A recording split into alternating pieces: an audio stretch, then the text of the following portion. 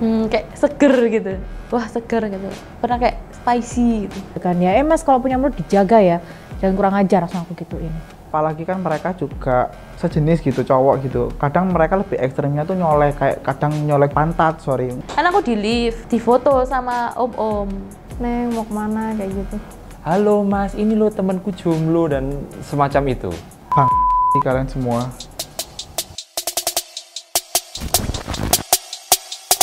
Pernah nggak sih kamu dapat komentar seperti ini? Cantik, mau kemana? Atau ganteng? Sederhana aja nih. Dari lingkungan sekitar kamu, perilaku ini dikenal dengan istilah catcalling. Menurut Oxford Dictionary, catcalling diartikan sebagai siulan, panggilan, dan komentar yang bersifat seksual pada orang lain. Catcalling termasuk street harassment atau pelecehan yang sering terjadi di tempat umum.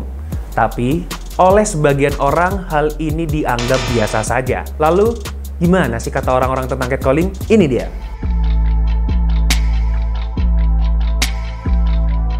Adalah teguran yang tidak semestinya. Catcalling itu sama kayak pelecehan verbal sih. Perkataan-perkataan yang jorok mungkin. Catcalling itu pelecehan seksual yang secara verbal. Pernah jadi korban. Pernah, apalagi waktu kerja. Pernah.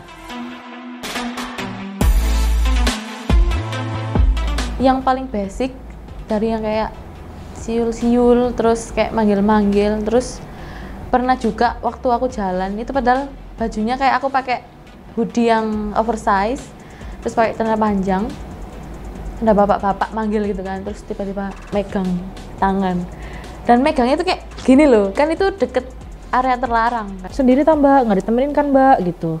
Terus aku juga sering bawa payung tuh biasanya kan. Waktu itu pas hujan aku bawa payung. Nah payungku warna merah.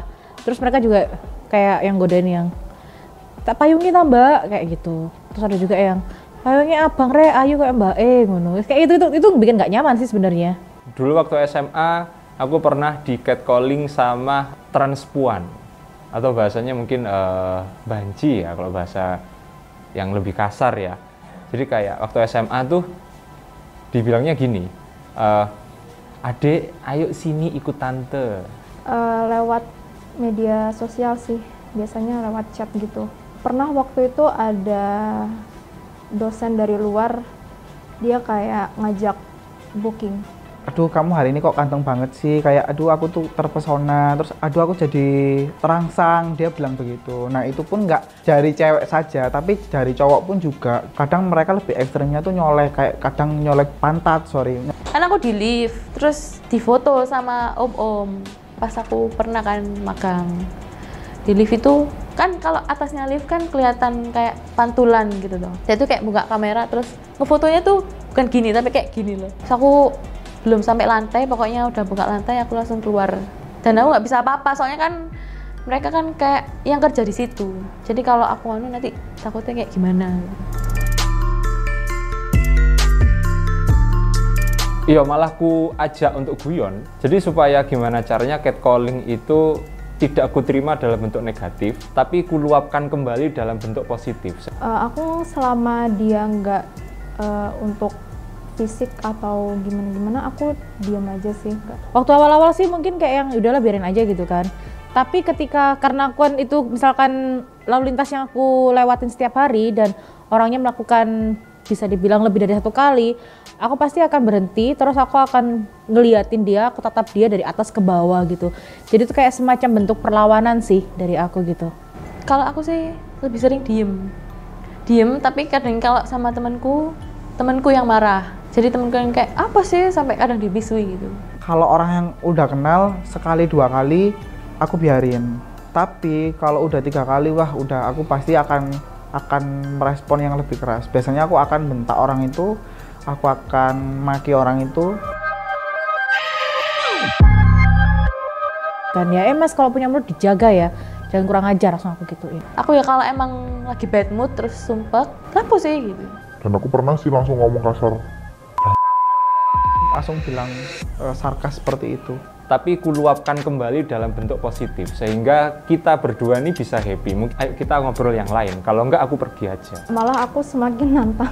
Aku cari tahu dia latar belakangnya atau gimana gitu. Terus abis dari situ ya aku kasih tahu aja, ini kalau misalnya kamu berani sekali kayak gini, aku bakal kasih tahu ya ke orang terdekatmu. Kalau memang mau ngajak kenalan, mau konteksnya menyapa, lakukan dengan cara yang manis, lakukan dengan cara yang oke. Siapa tahu perempuan cantik yang kamu catcalling itu bisa kenal, siapa tahu bisa lanjut. Kalau kamu di catcalling, kamu jangan lemah, kamu harus lawan itu. Anjing gonggong, kamu gonggongin, nanti jadi kayak dia ciut gitu. Menghindar, terus melawan. Nah, melawannya tuh biasanya tuh kalau aku sih lebih kayak lapor. Jadi kalian tuh harus lebih power, harus lebih, ibarat kata kalau dikatain tuh acting galak gitu nggak apa-apa sih gitu, itu mungkin lebih aman. Jadi ketika kita lewat atau apa, orang tuh nggak akan, wah mbak ini kayak aneh, kira kayak gitu. Jadi kita nggak akan mudah untuk di catcalling.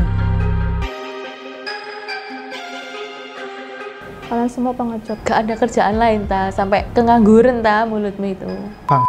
Kalian semua. Coba mikir deh, kalau misalkan punya saudara perempuan atau adik, kakak, atau mungkin ibu gitu kan ya, atau bahkan mungkin istri kamu diperlakukan seperti itu, kayak gimana? Itu, jadi hindari catcalling, apapun alasannya. Mending diem, disimpan dalam hati aja.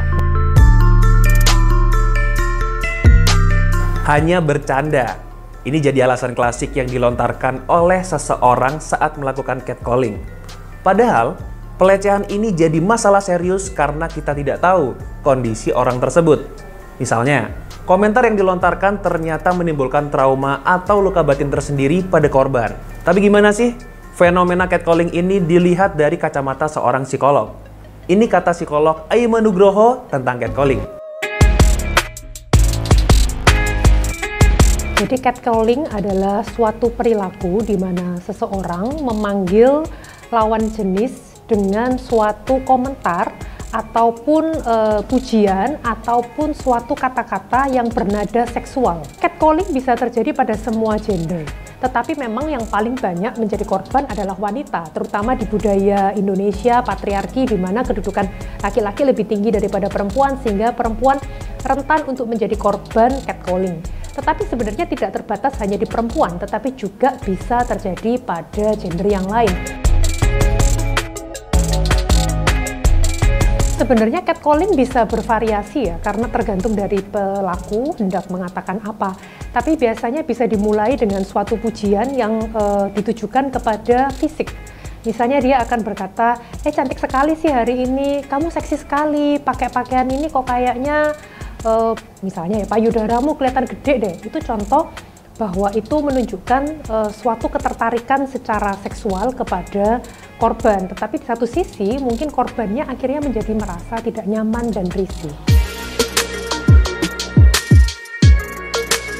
Beberapa orang yang ditanyain kenapa kok mereka melakukan catcalling, biasanya mereka akan berkata bahwa itu hanyalah sekedar iseng. Tetapi juga ada yang berkata bahwa mereka tidak ada berniat untuk iseng, mereka hanya menunjukkan pujian. Yaitu tadi loh, guy talk. Sebenarnya memang itu yang muncul di dalam otak mereka, tetapi mereka mengatakannya pada situasi, kondisi, dan tempat serta waktu yang tidak sesuai. Catcalling bisa merupakan awal dari suatu tindakan pelecehan seksual. Ya, awalnya mungkin hanya dimulai dengan suatu kata-kata secara verbal ya, tetapi ketika diteruskan mungkin akan kata-kata verbalnya akan semakin menjurus ke aktivitas seksual, sehingga hal ini akan dapat memberikan dampak kepada korban. Dia bisa menjadi trauma ataupun tidak nyaman, depresi hingga cemas ketika berada di area tersebut.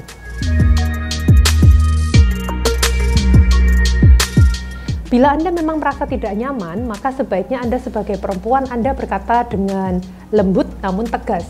Karena beberapa catcaller selain mengeluarkan komentar-komentar yang menggoda, mereka juga bisa melakukan siulan ataupun bahkan stalking. Menguntit Anda, kemudian melakukan perilaku-perilaku aktivitas di depan umum, aktivitas seksual, dan itu tentunya akan membuat tidak nyaman. Sehingga kita sebagai perempuan, kita harus berani untuk berkata tidak. Jangan berkata ya ketika Anda ingin berkata tidak. Kalau kita tidak bisa bersikap baik, lebih baik kita diam. Begitupun pula ketika kita melihat ada sesuatu yang mungkin mengundang kita untuk berkata sesuatu, coba tempatkan Anda di posisi sebagai korban. Dan apakah ia nyaman atau tidak ketika mendapatkan kata-kata, siulan, ataupun perlakuan seperti itu. Sehingga dengan demikian Anda bisa lebih menjaga diri, menahan diri untuk tidak melakukan catcalling.